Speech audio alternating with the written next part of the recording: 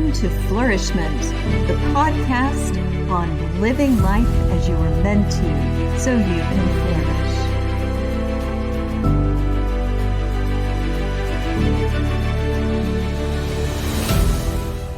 Welcome, everyone. Today I have with me Taryn Souders, an award-winning children's author whose books have been named to the state's reading list.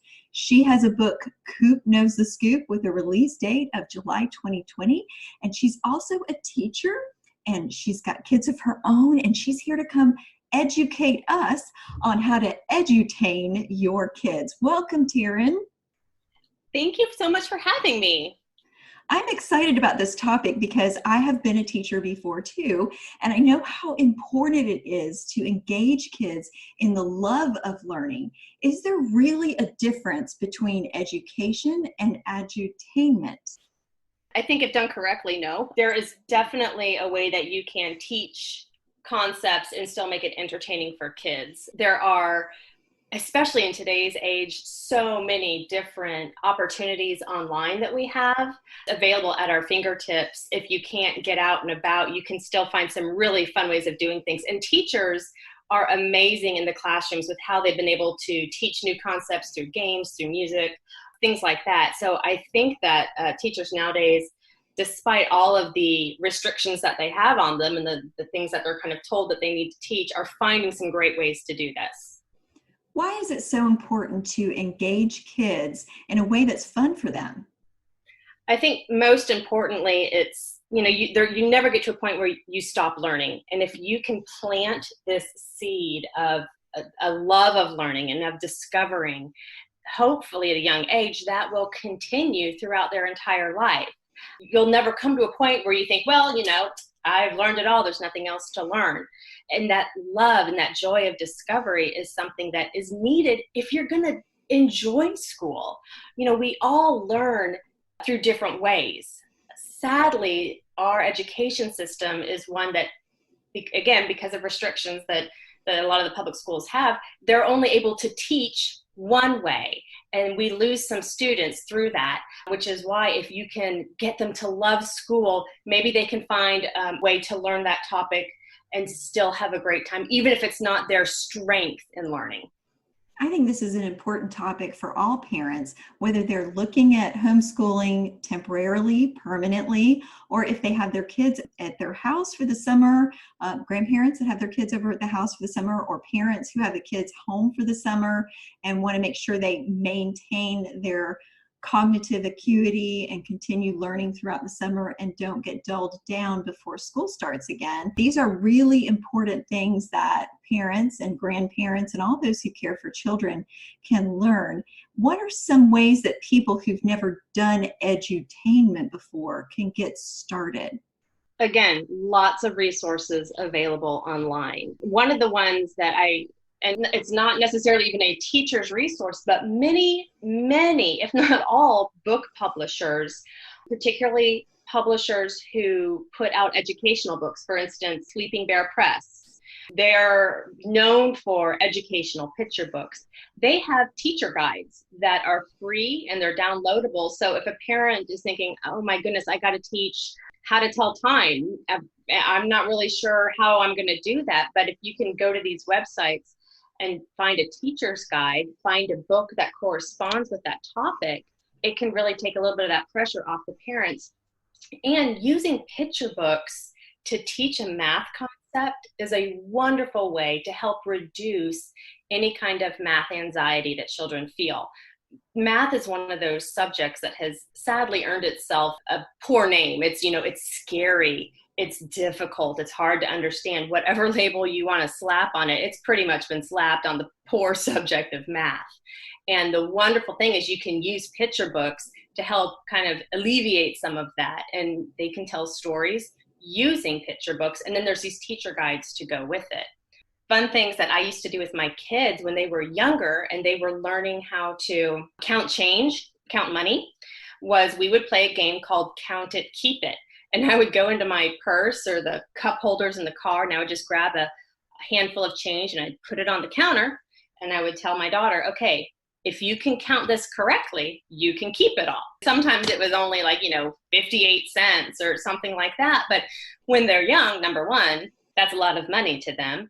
And they liked that challenge. And so we would play that until, all three of my kids got pretty good at counting money, and then we would move on to something else. But that's just a fun thing you can do, if you have to teach the concept of money to a younger kid. So tangible games are really important for kids. Is it a certain age at which these are the most important? I would say the younger, the better, only because if they can associate learning and school with games and fun, they're going to kind of always have that memory. And hopefully they will always be excited for that first day of school, whether it be homeschool or public school or private school. And that joy of learning will continue throughout the school year. I know sometimes we have to stay at home for things. And even in the summertime, you had mentioned, if kids are at grandparents during the summer or at home during the summer. Here in Florida, it gets really, really hot in the summer. And I'm usually telling my kids, don't go outside right now. Stay inside. And you can go outside, once the sun's gone down a little bit. We got to find things to keep them entertained then. And that's when we'll do some educational stuff and read a book, play game like Monopoly. I mean, it's a game, but it teaches you how to count money.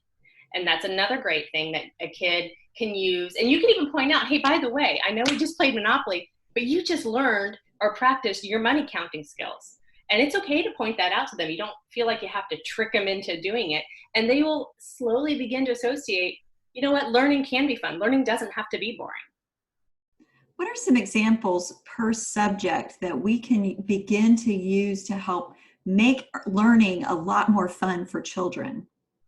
Let's start with science, for example.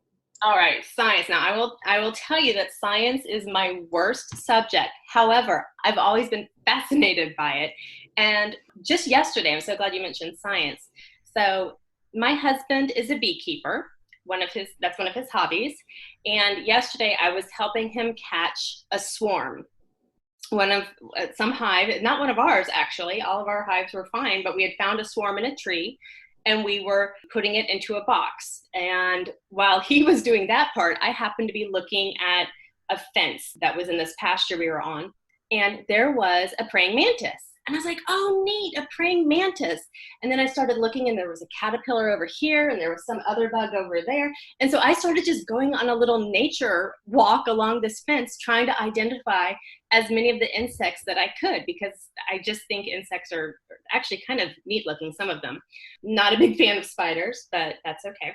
And it was just a little nature walk. And then I went along the other part of the fence looking for more. And especially this time of year, there's all sorts of wildlife out there. So a nature walk is a great thing to do. If it's in the fall, as the leaves are falling, you can grab those leaves. You can do a leaf collection. You stick them between the wax paper and you iron them, and then you identify them. Make a notebook of, this is this leaf.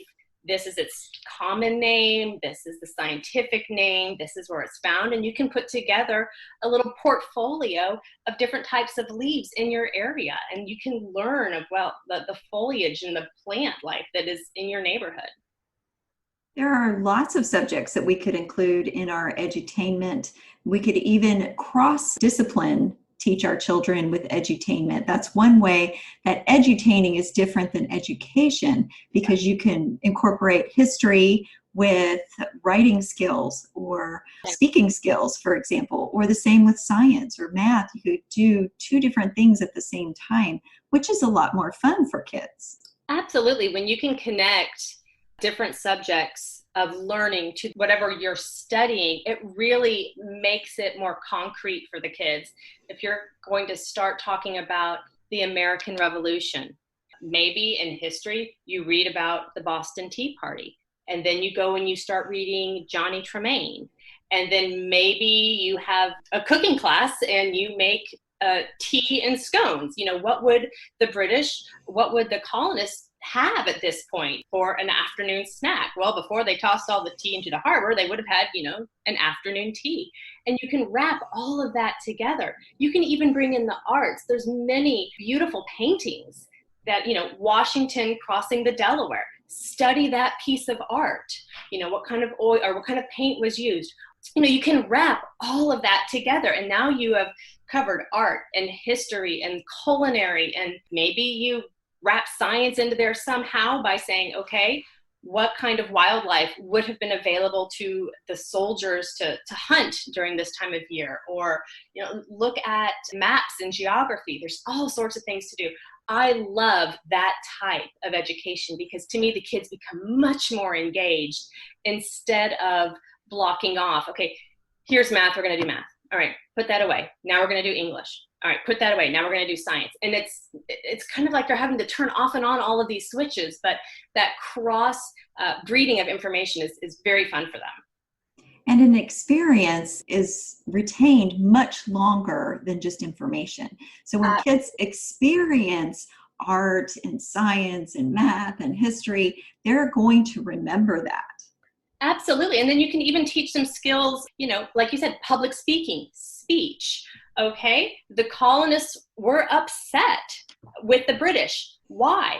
Now you can have a debate. Maybe half of your class, or if you're homeschooling, a couple of your kids take the colonist point of view, a couple of them take the British point of view, and have them debate each other. It teaches debate, it teaches listening, because you will have to rebut what the other person said in the debate. I mean, these are wonderful, wonderful skills. You can even put on a little home skit about something that happened during that time period. History to me is probably the most fascinating subject to study anyway. So I love history. And we can use our imaginations. I think one of the main things that we want to remember is that kids are naturally in a space where they have wonder and amazement about the world. If we can encourage that rather than squashing that, then we're already going to help them learn. Yes, absolutely. There's nothing more frustrating when a kid wants to. I remember being in school and our teacher, I wish I could remember the topic. We were in history class, and we had gotten on this rabbit trail, something during World War II, but what specifically about World War II, I can't remember. But the whole class was engaged in it. But our teacher had to stop that discussion and get us kind of back on track, even though we were still talking about World War II. But, his lesson plans stated he had to teach X, Y, and Z. And so therefore we had to stop what we were really engaged in to go back to this. And that's a little disappointing as a student. Now, as a teacher, I understand you're kind of held accountable to what it is you're told to teach. But as a student, it's frustrating. This is where people who are homeschooling or who are just edutating their kids over the summer have a little bit more freedom than a teacher.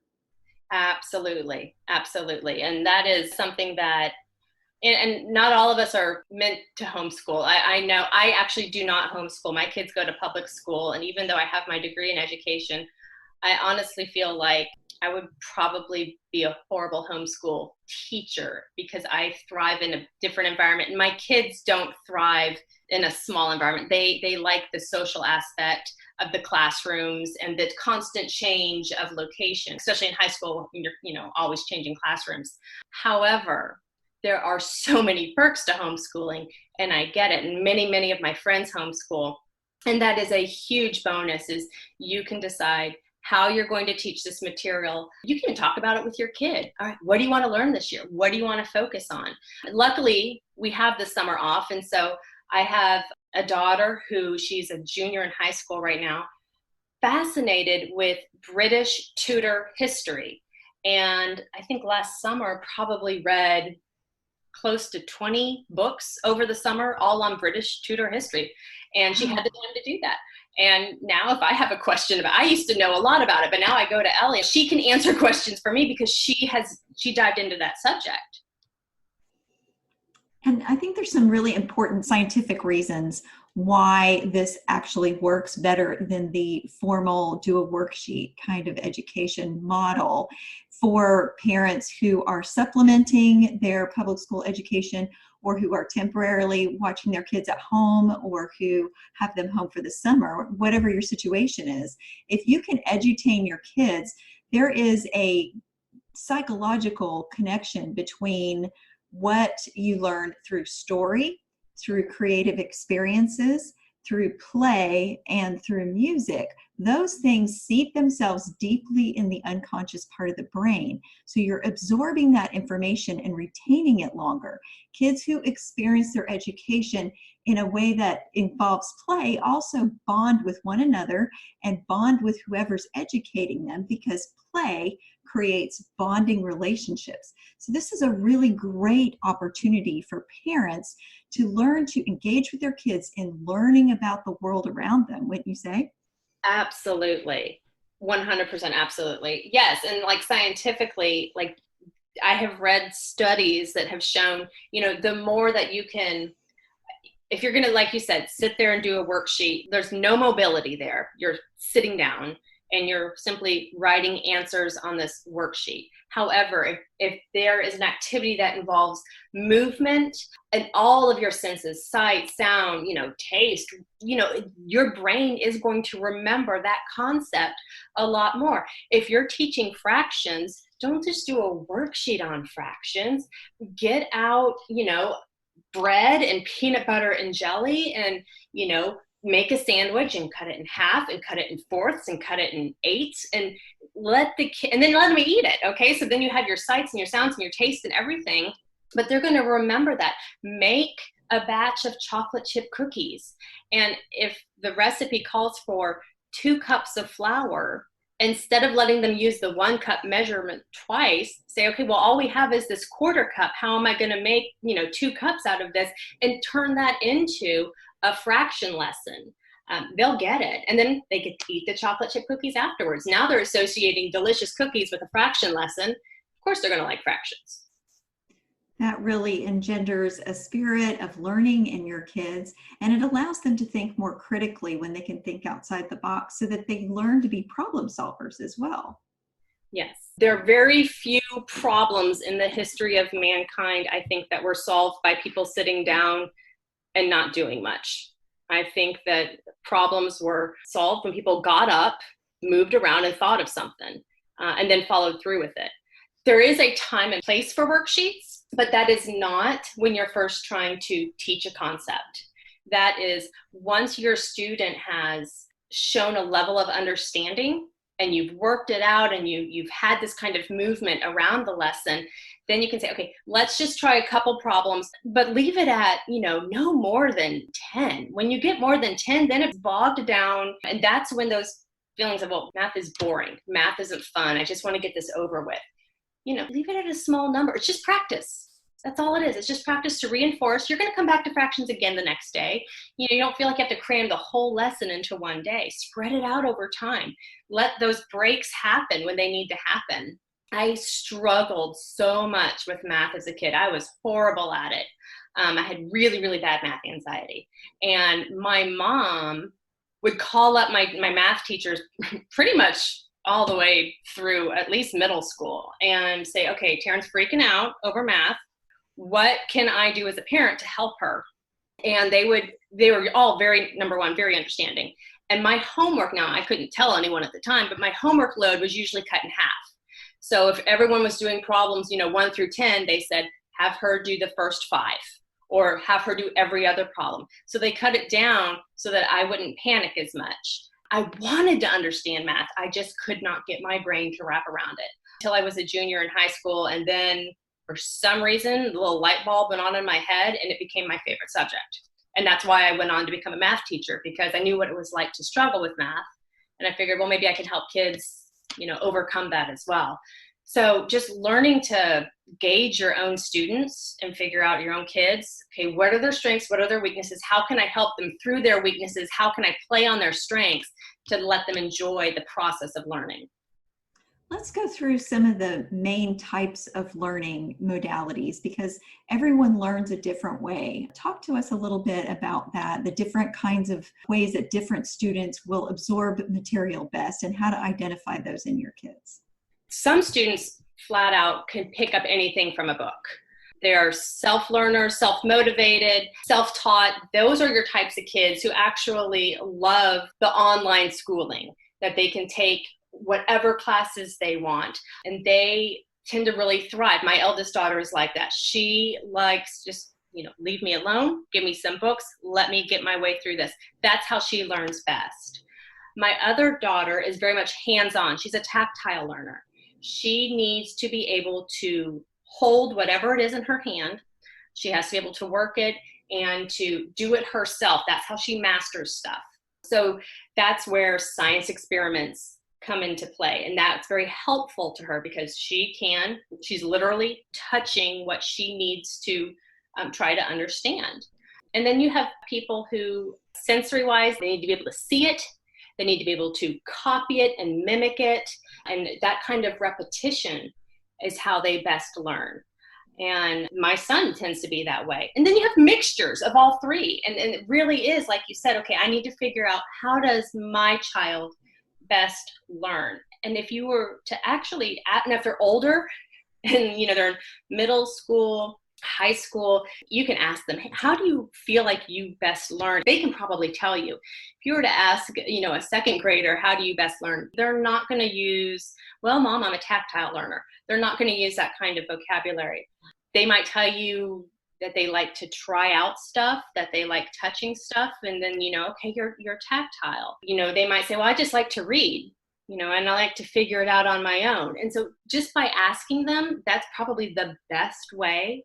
And observe, listen to those teacher reports as they come in. If you have a child in school and maybe you've gotten one or two notices from the teacher that's saying, Johnny likes to get up and walk around and see what the other kids are doing, and I really wish he'd stay in his seat. You might have a kid who needs to see and lay eyes on how other kids are learning and compare it to, gosh, is mine like theirs? Am I doing it right? How are they doing it? It all depends. So listen to your kid's teacher, because if your child is in their class, they will have spent a lot of time watching them and knowing how they think they best learn. That's really great advice. Are there any other things that you want to tell parents or people like grandparents who have the kids at home right now or plan to very soon to incorporate when they're edutaining? Gosh, as soon as you start to see your kid lose it, stop. If you're trying to teach them something, and maybe you are having fun with it, but if you see that little chin quivering and the lip wavering and tears pooling, that's when it's time to put it away. You may have an agenda that you want to stick to as a parent. And you know what? I'm an organizational freak. I love having things planned out. I don't like it when things go off schedule, but I also need to be willing to work within my kids' mental health.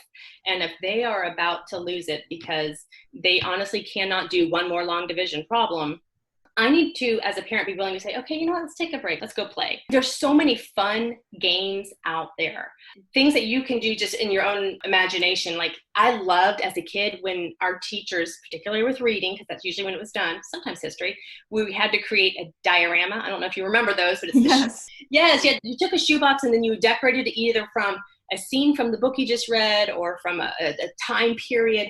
I loved that because I got to be creative. And to me, yes, that was education. But as a kid, I didn't view it as I'm now being educated. I viewed it as this is my opportunity to show off what I know about this time period or about this book. And it was so much fun. So as a parent, have those supplies like construction paper and glue and scissors and markers and shoe boxes available and let your kids get creative. If they want to build a robot out of toilet paper rolls and random things you have around the house, let them. It's obviously not gonna, walk or anything because it's not electricity, but it's using their imagination and they're learning how to put parts together and just let them have fun with it. So I think learning to make sure you're not stressing out your kid by sticking to your agenda is good, and just have those art supplies available because art is a great way to explore education. Imagination is key, isn't it?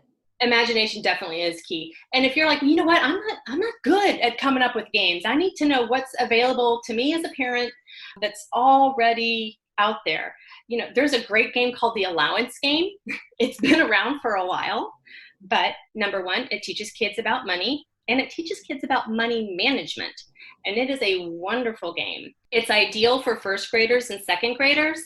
Although, I have a 5th grader and a 10th grader and an 11th grader, and, we all played it a while back still. So it's fun.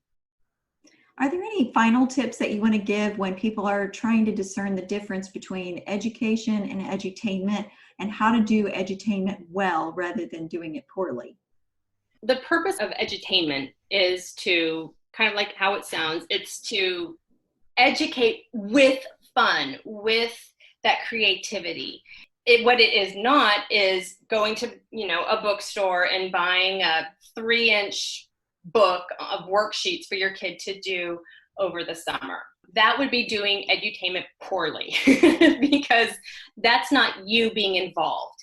I think to do it correctly, you honestly need to be there with your kid and working on something together, and let it be creative, let it be fun. And particularly, I would say, and the reason I'm mentioning specifically over the summer is if your kids go to public school, there are things that their teachers have to teach. Over the summer, it's fair game. You can turn it into almost a Montessori type of education. Ask your kid, what do you want to learn over the summer? What interests you? And if it's something that interests them, they are going to get on board and be excited to learn about it. And ask them, what kind of activities do you want to do?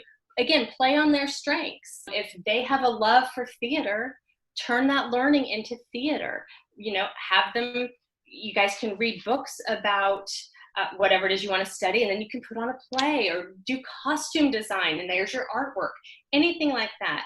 If it is, I want you up at 8 o'clock in the morning, you have to read for 1 hour, and then you need to do 5 math sheets, and then I want you to practice your Spanish on Duolingo, that is not edutainment.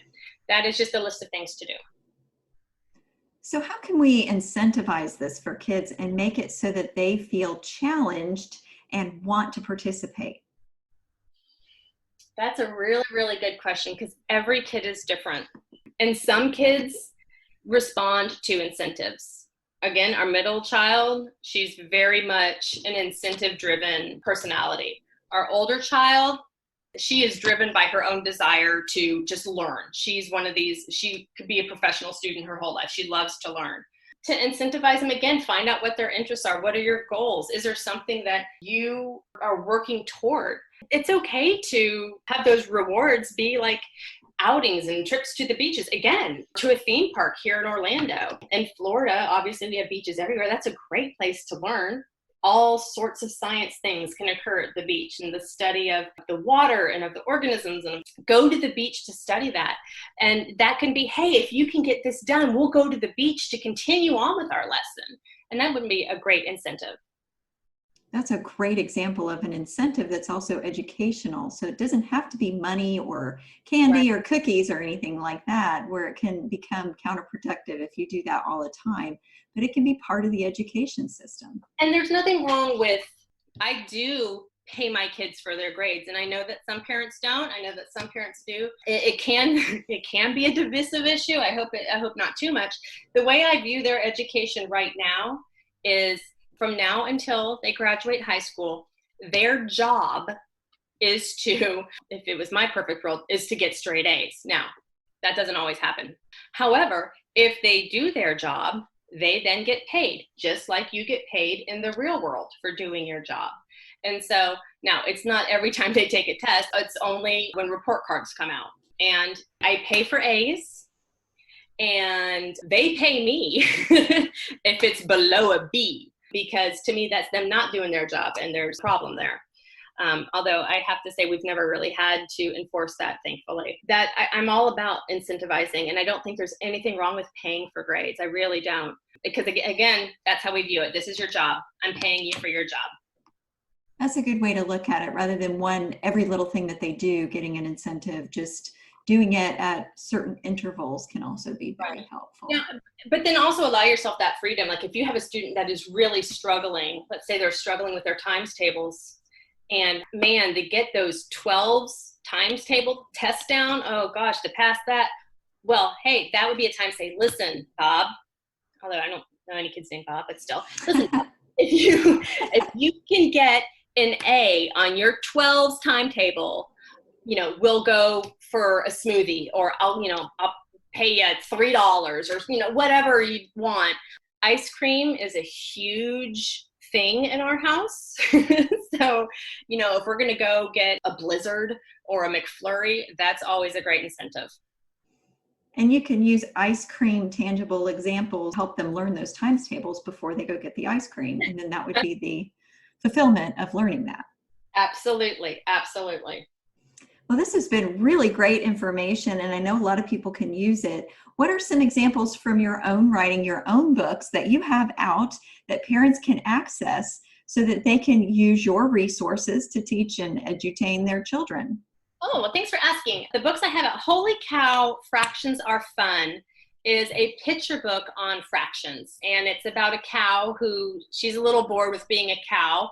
And so she decides that she's just going to try all these fun different activities throughout the day that a cow normally wouldn't do. And each one of those involves a fraction. And so the kids can read this picture book and then they find the fraction. All the answers are in the back of the book, which as a student, I loved it when the answers were in the back of the book because I needed that reassurance that I was on the right track. So when I told my publisher, I'm like, we have to have the answers in the back of the book. So the answers and this is published by Sleeping Bear Press. And like I said at the beginning of our podcast, this is one of those publishing houses that has teacher's guides. And so you can go to the website. It's www.sleepingbearpress.com, and you just click on teacher guides, and they're all free and they're all downloadable, and they have them for pretty much every book that they own, and they've published a lot of books. If you go to my Pinterest page, there's also a board game, and I don't know this person. I think it's a teacher. She came up with this cute board game that's based on Holy Cow, Fractions Are Fun. And it's free, it's downloadable. You just print it off. You glue it onto a manila folder and you voila, have a board game and you can play that. For an older group of kids, for maybe your 3rd, 4th, and 5th graders, I have a book called Dead Possums Are Fair Game. This one was on the Georgia Children's Book Award list in 2018, 2019. And the main character is a mathophobe, which is totally me as a kid, freaked out by math.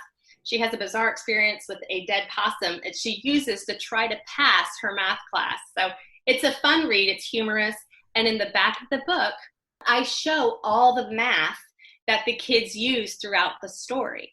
And it's taking an animal's lifespan and you break it down from years all the way down to how many seconds on average that animal would live. And the fun thing that kids can do with that is take their age and figure out, okay, how many seconds have I been alive to this point? So it's doing math, but it's personalizing it. And it's, okay, take me and let me figure that out. Take my dog, take, whatever is around them. And so that's a lot of fun. And the whole point of that book is one of the things that they do is they put on a math fair. And so they take a topic that they learned that year, kind of like a science fair, and they create this fun display board. And that's actually something you can do at home is take a topic and, okay, how would I teach this to my little brother or my little sister and make this big display board for it. And that's a lot of fun. I've actually had schools who've read the book and then they've put on a math fair and they've sent me the pictures of what the kids did, and it's really neat. That is marvelous. How can people stay connected with you and follow you and get in touch with you to find your newest book, Coop Knows the Scoop? I'm so excited about Coop Knows the Scoop. Yep, that is a July 2020 release. Really, really excited. And that actually has a discussion guide and activity guide that go with it as well. And I will be putting a link to that probably on my Facebook page here real soon. And that is a great way for people to follow me. My Facebook page is Taryn Souders-author, and they can click there and just follow me there. I also have a website, which is www.tarynsouders.com, and it has all the information on my books and where they can purchase them, has some reviews, and I try to keep that fairly up to date. If I'm doing some school visits, it shows where I'm going to be doing those school visits. I'm on Twitter. I'm at Taryn Souders. So I try to stay with it. I am on Instagram in theory. That's probably not the best way to get a hold of me. I'm there, but I'm not. My kids tease me because they say, Mom, you're on it, but you're not like really on it. I need to be better about that. Well, I'm so glad that you came on today, Taryn. I really appreciate all that you brought to bear upon this subject. And I hope that all of you listening will get in touch with her and find out more about the resources that she has to offer. I know that she's brought a lot of information here today, but I believe that it's been valuable to you. And I hope that you come back for the next episode of Flourish-Meant.